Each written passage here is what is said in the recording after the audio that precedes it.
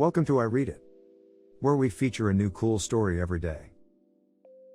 Subscribe to the channel and tap the notifications bell for new content.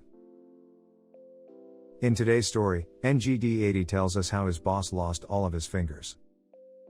Back in the early 2000s, I was a management trainee for a manufacturing company in the UK, and I was responsible for quality control and production management.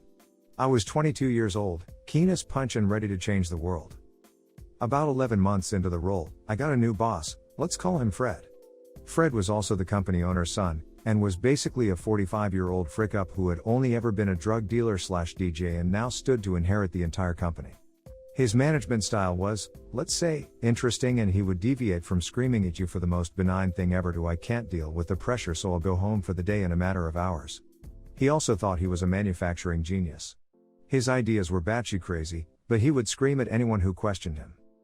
There was a 52-year-old machine operative, let's call him Roy, who has worked on the same machine for over 30 years.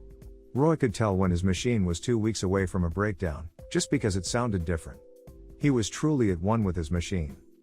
Fred decided that we would modify Roy's machine so that we could extend the range of products we could manufacture.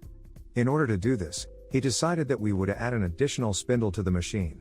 The problem was that each product would finish at a different time, and you would need to remove a product from the machine while the other one was still spinning.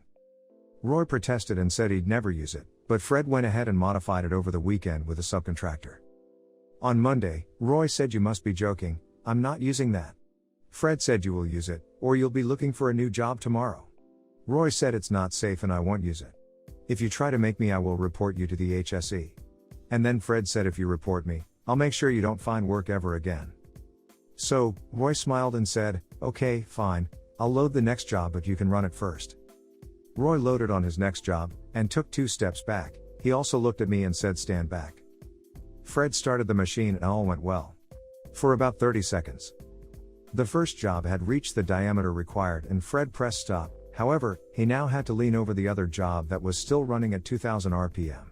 I didn't see it happen, but I heard an awful scream, and then saw blood squirting everywhere. Fred fainted onto the machine, narrowly missing the spindle with his face and greasy long black hair. We pressed the emergency stop and picked him up, and it was then I spotted his fingers in the machine.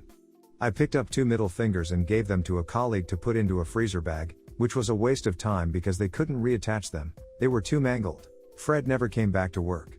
Apparently, he told his father he wasn't cut out for running the company, and I also left about 6 months later. I saw recently that it was bought out in a management buyout, and good old Roy was the operations director. Good for him. What do you think about this story? Let me know in the comments section. Help us grow so more people will join us. Thank you for watching this video, and we will see you in the next one. Bye.